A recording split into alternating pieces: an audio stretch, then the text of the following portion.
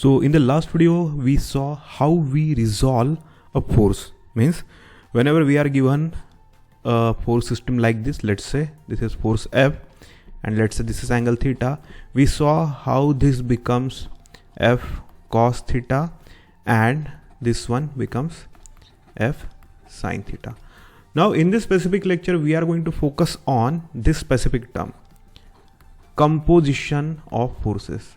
Okay, the process of composition. See, to define composition of forces, it is said as the process of finding a single force to replace a system of forces. For example, let's say we are having this specific car over here. Okay, we are watching this in top view and we are trying to push this car by using three forces. Let's say F1, F2 and F3.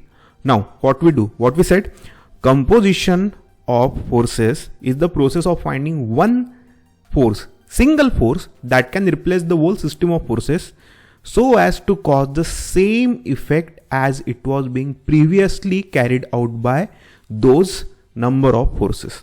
Okay, so what we will do here is, let's say F1, F2 and F3 causing this rightward motion of this block or this car. Now what we are doing, we are trying to compose these forces. Means what we will do, we will replace F1, F2 and F3 by one single force that will cause the same displacement of this car or let's say this block in the rightward direction with the same velocity. Okay, so we are naming the composition of F1, F2 and F3 as R. R stands for resultant.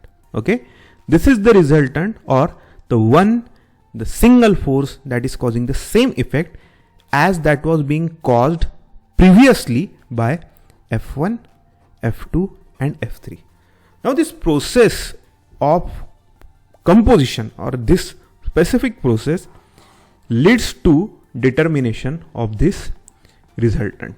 Okay, means we will be given a system of forces like this. Let's say this is X axis, this is Y axis and number of forces will be here. Okay, let's say 4, 5, 6, 7, many number of n number of forces will be there. And what we will be doing, we will be replacing this and any given number of force by this one single R. Means the new diagram, the axis diagram will look like this. For example, if we successfully manage to find out the resultant, then instead of the number of forces along X and Y axis with their respective inclination, we will be able to see one single force, and this one single force will be able to cause the same effect as it was being carried out by this force number 1, 2, 3 and 4 and so on. N number of forces can be replaced by one single force. Okay, so let's try to focus on the steps in determination of resultant. Okay, now we are going to see the number of steps that are required in order to find the resultant. Okay, so let's say step number one is to resolve the forces. Resolve the forces means in case some forces are given with some inclination, let's say this is theta, this is let's say F1, then let's say this is F2, then what we will do, we will resolve these forces into their mutually perpendicular components along X and Y axis. Then step number 2, we will find out summation of forces or components along X axis, which is called as determination of summation X's. Okay, and we will find out summation of forces or let's say summation of components along Y axis, and it is called as summation Fy. Depending on the direction of component, in case if the component is along positive X axis, then the component will be taken as plus. If the component is along negative X axis, then it will be taken as minus. Okay, this is the sign convention. Similarly, if the component is going in upward direction, then in summation fy, that component will be considered as positive component. In case if it is going in downward direction, that is along minus y axis, negative y axis, then it will be considered with minus sign. That is the sign convention. Okay, and the sign convention is like this. This is plus comma plus, then this is minus plus, this is minus minus, and this is plus minus. Now let's see what step number 3 is. And in step number 3, we determine the magnitude of the resultant given by this specific formula. R is equal to square root of summation fx square plus summation fy square. Okay, now we need to find the inclination of resultant, because in final diagram we have to show the quadrant of the resultant, the magnitude of the resultant, and inclination with x-axis. So this inclination is found out by using this formula. Theta is equal to tan inverse of summation fy divided by summation fx. This specific thing is important. Okay, see, when we are saying theta, the value of theta, that is inclination that the resultant makes, the formula is theta is equal to tan inverse of summation fy divided by summation fx. Fy in the numerator, fx in the denominator. Okay, and here you don't have to consider the signs. In case fy or fx, summation fy or fx having some sign as minus plus, but in this formula just take the magnitudes. Whatever the sign is, irrespective of the sign, just consider the magnitude, that is the value in Newton or kilonewton, and get the value of theta. Now in step number 5, what we calculate? In step number 5, there is no calculation actually. We are going to show the exact location of resultant in the XY axis system. For that we require the quadrant. Now how to determine the quadrant of the resultant? Now we have value of fx and we have value of fy, and this fx and fy will be having some sign. For example, if sign of fx is positive, then note positive sign from value of fx. If it is positive for fy also, then note down it as positive. Therefore we can conclude that the resultant is in first quadrant. If it is minus for fx plus for fy, then we can conclude that it is in second quadrant. Similarly, if it is minus for fy and minus for fx and minus for fy, then it's going to be quadrant number 3. And in case if it is plus for fx and minus for fy, the quadrant is going to be the fourth quadrant. So by knowing just the sign of fx and fy, we can determine, we can check the quadrant of resultant. Now finally what we have to do, we have to mention, we have to show the resultant. In case we are having the resultant in first quadrant, and then what we will be doing, we will be drawing a force and we will be naming it as R. That is our resultant. Then calculated value of theta, and that's it. The final answer of the problem of resultant of force system lies in the final diagram. Thereby we are having resultant with its magnitude in its specific quadrant along with its inclination with the x-axis, which is theta. Okay, so in order to understand this process on a broader, in a specific level, we will be seeing an example here. Okay, so for example, let's have an axis system over here. So let's have our ruler here. Okay, then we will be requiring x-axis here, right? Let's draw x-axis like this.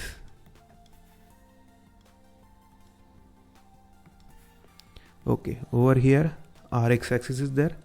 Now perpendicular to this we will be having our y axis.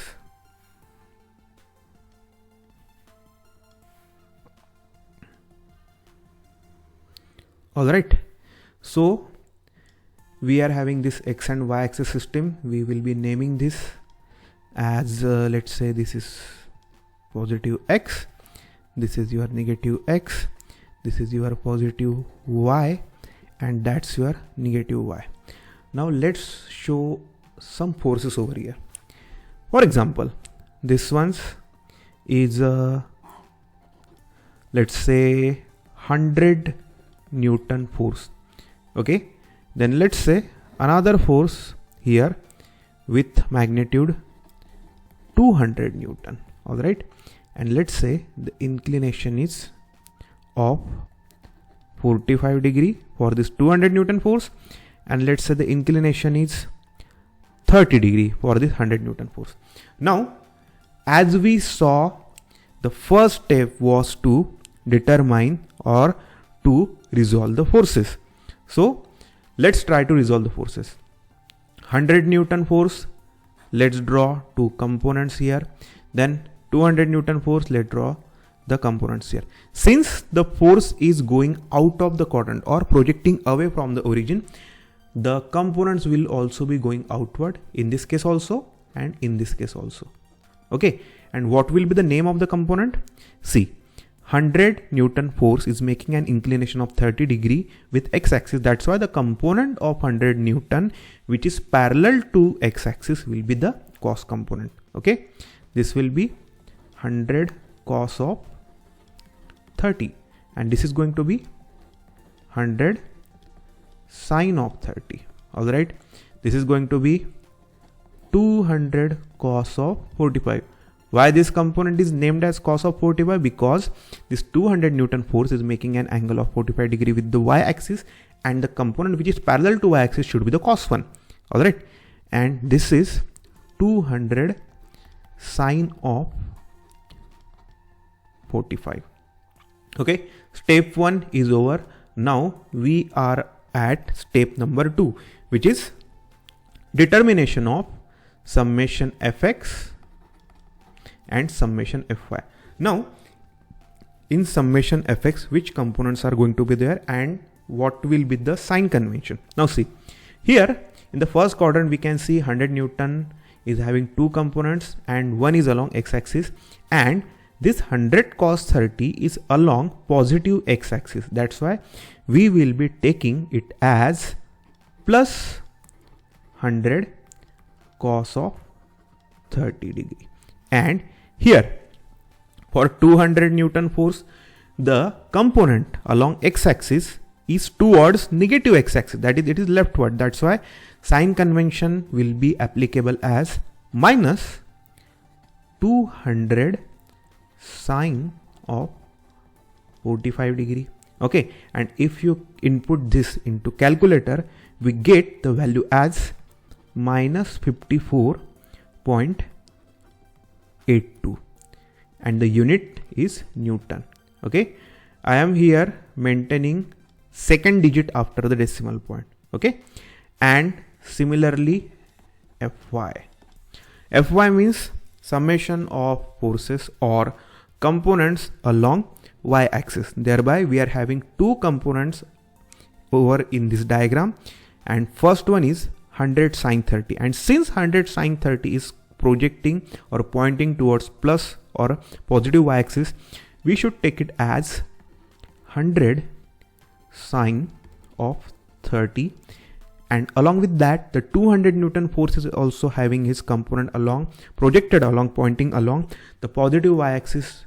That's why its sign convention will be plus, and it is going to be plus 200 cos of 45 degree. Okay, and if you calculate this in your calculator, the answer is going to be 191.42 Newton. Therefore second step is over. We are having value of summation fx, we are having value of summation fy, and this was step number 2. Okay, now in step number 3, what we have to do? We have to determine the magnitude of resultant, and for that what we are going to use? we are going to use values of this summation fx and summation fy, and the formula is square root of summation of fx and fy square. Okay, thereby putting the respective values here.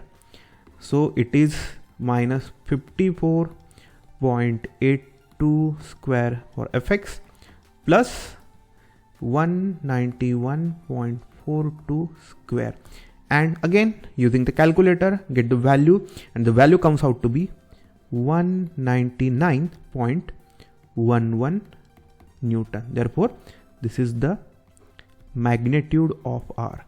Okay, and for the final diagram, what things we need: quadrant of the resultant, magnitude of the resultant, and inclination of the resultant. And for that we have calculated the magnitude of resultant till this point. Now let's try to determine the inclination of this resultant with x-axis.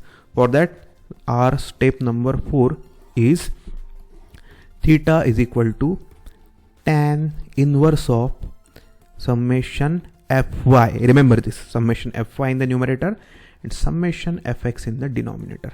Thereby it is tan inverse of, now you don't have to think about the signs of fx or fy, just put the magnitudes over here, put the values over here. 191.42 divided by fx is 54.82, and again use the calculator, use the tan inverse function, and you get the value of angle or inclination as 74.01 degree. Okay, so far so good. We are having magnitude of the resultant and inclination of the resultant. And for final diagram, the final thing that we should know is where exactly our resultant is located at. Therefore, step number 5, the position, that is quadrant. And for quadrant, what we use? Signs of summation fx and fy. And from here, see, fx is minus 54.82, fy is 191.42. Therefore minus and comma plus. Which quadrant has this sign convention minus and plus? It is the second quadrant. Okay, minus for x and plus for y. Therefore we will write down second quadrant. Therefore we are having all the properties or all the characteristics of this resultant which are required to draw the final diagram, and the characteristics or the properties are, the features are magnitude here, then inclination with x-axis and its quadrant, and this is the sufficient data in order to draw the final diagram. Therefore finally we can show the two force system being replaced by one single force. Quadrant is second quadrant. Let's draw a force in second quadrant. Okay, then the inclination will be like this. Okay, this is our R with value 199.11 Newton. Theta is 74.01 degree. Okay, therefore in this problem what we learned, there will be a system of forces given in the xy axis system. Then first we have to resolve the forces, then we have to determine, calculate the value of summation fx and value of summation fy, then we have to calculate the value of resultant, magnitude of resultant, using the formula for R as square root of squares of fx plus fy, then using the formula for theta, tan inverse of fy by fx, you get the inclination that the resultant is going to make with x-axis. And finally, by looking at the values of fx and fy and specifically looking at the sign convention of fx and fy, you can tell the quadrant. So this was the problem, and we will see some more complicated problem with some more number of forces in the next lecture. Till then, take care. Bye bye.